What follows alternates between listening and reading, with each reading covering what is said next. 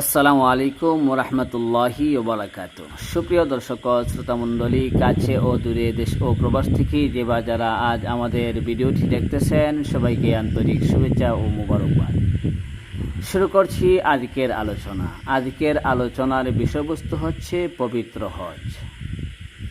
আল্লাহ পাক রব্বুল আলামিন বলেন, ওয়ালিল্লাহি আলান নাসি হিজ্জুল বাইতি মান ইসতাতা ইলাইহি সাবিলা।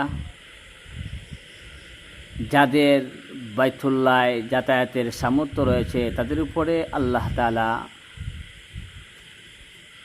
আল্লাহর জন্য হজ ফরজ করেছেন।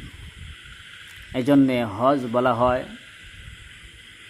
শাব্দিক অর্থ হচ্ছে ইচ্ছা করা, নিয়ত করা। পারিভাষিক অর্থ হচ্ছে নির্দিষ্ট সময়ে নির্দিষ্ট জায়গায় গিয়ে নির্দিষ্ট কার্যবলীর মাধ্যমে যে বিধানটি পালন করা হয় এরকেই বলা হয় পবিত্র হজ। হজ হচ্ছে তিন প্রকার: হজ্জে ইফরাদ, হজ্জে তামাত্তু, হজ্জে কিরান। হজ্জে ইফরাদ বলা হয় শুধু এক এহরামে বড় হজ আদায় করা, একে বলা হয় হজ্জে ইফরাদ। আর হজ্জে তামাত্তু বলা হয় দুই এহরামে দুই হজ আদায় করা, অর্থাৎ এক এহরামে উমরা এবং আরেক এহরামে বড় হজ আদায় করা, একে বলা হয় হজ্জে তামাত্তু। আর হজ্জে কিরান বলা হয় এক এহরামে উমরা এবং বড় হজ আদায় করা, একে বলা হয় হজ্জে কিরান।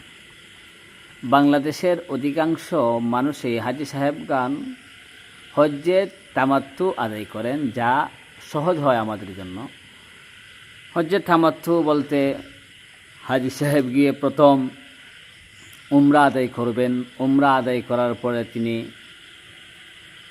হালাল হয়ে যাবেন, এহরামের কাপড় খুলে ফেলবেন, স্বাভাবিক অবস্থায় চলাফেরা করবেন। আবার যখন হজ্জের মাস চলে আসবে, হজ্জের দিন চলে আসবে, আবার এহরাম পরিধান করবেন। এহরাম পরিধান করার পরে বড় হজ আদায় করবেন, একই বলা হয় হজ্জে তামাত্তু। তাইলে বুঝলাম হজ হচ্ছে তিন প্রকার: হজ্জে ইফরাদ, হজ্জে তামাত্তু, হজ্জে কিরান।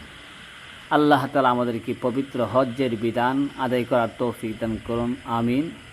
আসসালামু আলাইকুম ওয়া রাহমাতুল্লাহি ওয়া বারাকাতুহু।